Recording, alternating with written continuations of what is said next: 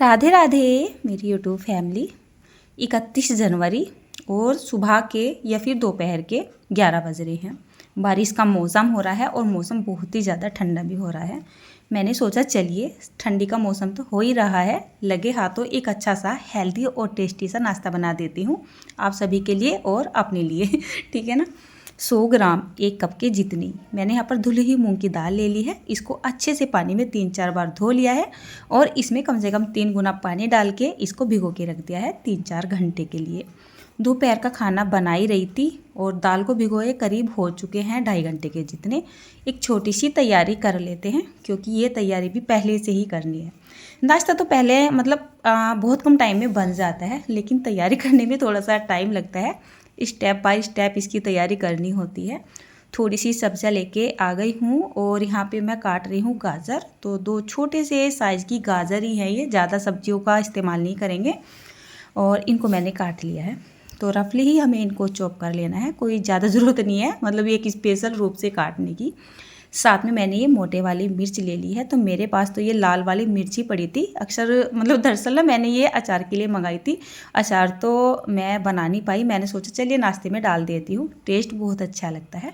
आपके पास जौन सी भी मिर्च हो, चाहे शिमला मिर्च हो या फिर ये हरे वाली मिर्च हो जो अचार की होती है ना, वो ले लीजिएगा। साथ में मैंने थोड़ी सी मटर छील लिया। मिक्सी का जार लेके आ गई हूँ। एक बात तो है, मुझ में आलस बहुत ज़्यादा है, पता है क्यों? इनको हमें बहुत बारीक बारीक चॉप करना है और ये चॉप होंगी हमारे फूड प्रोसीजर में। बट मैंने सोचा मैं उसमें चॉप करूँगी तो मुझे ना काम बढ़ जाएगा, उसको धोना भी तो पड़ेगा मुझे, है ना इसी वजह से मैंने क्या किया है, जिसमें हम टमाटर की प्यूरी वगैरह बनाते हैं ना जार में, उसी में ही सब्जियों को डाल लिया है। मैंने यहाँ पर अदरक और हरी मिर्च को भी डाला था और इसको ना मैंने दरदरा सा ही पीस लिया है। मतलब एक तरीके से इनकी कटिंग ही हो चुकी है। मटर जो है ना कुछ साबुत भी है और कुछ दरदरी भी हो चुकी है। वैसे तो मुझे इसी तरीके की सब्जियां चाहिए थी। देखिए करीब ना 3 घंटे हो चुके हैं, दाल हमारी फूल के ना बिल्कुल तैयार हो चुकी है। इतनी ही दाल हमें फूली हुई चाहिए, बहुत ज़्यादा फूली हुई दाल नहीं चाहिए। ऐसा नहीं है कि इसको रात में भिगो के रख दिया।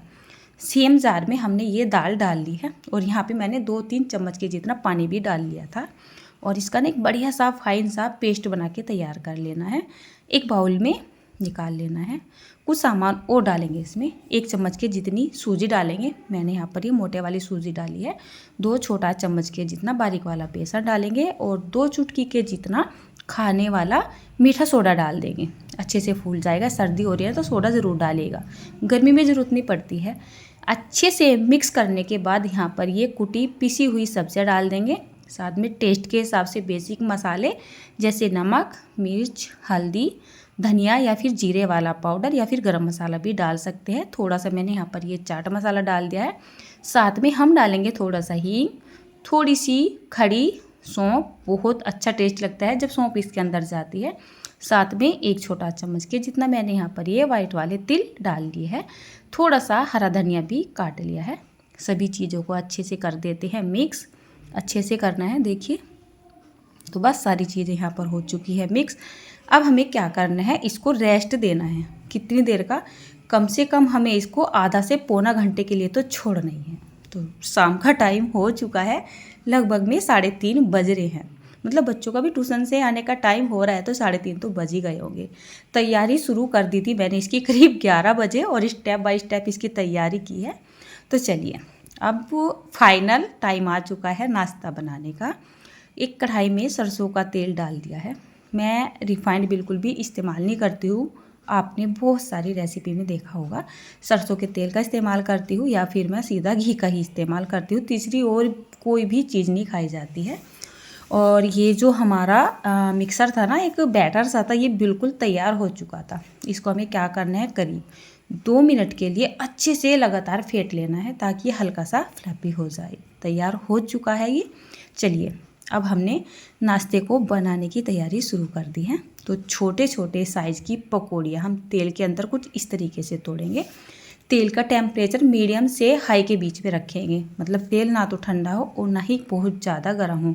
तेल ऐसा होना चाहिए जैसे हम यहाँ पर ये पकौड़ियाँ डाल रहे हैं ना, डालते के साथ ही एकदम से वो सिक के ऊपर को तैरने लगे। देखिए, है ना। तो आप अपने हिसाब से छोटे बड़े वो अपनी पसंद के हिसाब से आप बना सकते हैं, लेकिन थोड़ा सा स्पेस बनाते हुए तोड़ दीजिएगा यानी बना लीजिएगा। ट्यूशन से बच्चे भी आ चुके हैं और दीदी बना रही है चाय। और ये जो मेरी बेटी है ना, जिसका नाम यासिका है, इसको सभी दीदी कह के बोलते हैं। मतलब जो इससे बड़ी, इसकी बड़ी बहनें हैं वो भी इसको दीदी बोलती हैं, हम सब भी इसको दीदी बोलते हैं। मतलब इसके पापा भी, मैं भी, मौसी भी, बुआ भी, और यहाँ तक कि जो इसके ताऊजी है ना, 3 ताऊजी है, तो वो भी इसको दीदी कह के ही बोलते हैं। तो इसका नाम ना दीदी ही पड़ चुका है, प्यार से बोलते हैं ना। चलिए पकौड़ों को चलाना शुरू कर देते हैं। मैंने ना यहाँ पर 2 बैच के पकोड़े एक ही बार में डाल दिए हैं। मतलब ना मुझे नाश्ते की क्या, मुझे हमेशा काम की जल्दी बहुत रहती है वैसे तो पकोड़े डालने में जैसे टाइम लगा था ना, तो स्टार्टिंग में जो पकोड़े डालते चले गए वो धीरे धीरे सीखते चले गए। तो जैसे ही हल्के से ब्राउन हो जाए ना, बस इनको हमें निकाल लेना है, बहुत जल्दी से सीख जाते हैं। थोड़ी सी मैंने यहाँ पर ये हरी मिर्च फ्राई कर ली है। इस तरीके के पकोड़ों के साथ ये मिर्च बहुत ज़्यादा टेस्टी लगती है, मुझे तो वैसे भी खाने के साथ टेस्टी लगती है। तो ये लीजिए, हमारा एक हेल्दी सा और टेस्टी सा नाश्ता तो बनके तैयारी हो चुका है। इधर हमारी दीदी की चाय भी बन चुकी है और दीदी को जल्दी रहती है अपने लड्डू गोपाल जी को देने की। उसने अपनी चाय ले ली थी, ठीक है ना, बट मैंने ना उसको मना कर दिया था कि अभी मत लेके जा, क्योंकि मुझे पकौड़ों को ना दोबारा से फ्राई करना है। पहले तो आपको दे देना है मतलब पहले आपको दिखाना है, और जब तक मैं आपको दिखाऊंगी ना ये तोड़ के मरोड़ के, तब तक हमारे पकोड़े ठंडे हो जाएंगे। खाने की तो चलती है, बट पकोड़े या कचौरी वगैरह है ना, तो वो मेरी ठंडी नहीं चलती है, उनको तो मैं गर्म करके ही खाती हूँ। आपका काम मैंने निपटा दिया है ठीक है ना, आपको तो मैंने दिखा दी है, हम तो इनको गरम गरम ही खाएंगे। तो हम इनको दोबारा से फ्राई कर रहे हैं। मैंने इनको पहले से थोड़ा सा कम ही उतार लिया था, और थोड़ा सा क्रिस्पी हो जाएंगे जब हम इनको दोबारा से फ्राई कर देंगे। आज मेरी बेटी को शौक लग रहा था कि मम्मी मैं डालूंगी, लेकिन तेल का काम था ना, तो मैं उसके पास ही खड़ी थी। और ये हमारा फैलावा पड़ा है, फैलावा ठीक है ना, जो आपको दिखाया था। तो रेसिपी बनाने के बाद ना यही हाल होता है। तो चलिए, हमने दोबारा से ना पकौड़ों को फ्राई कर लिया है। तो पकोड़े अब हमारे गरम हैं।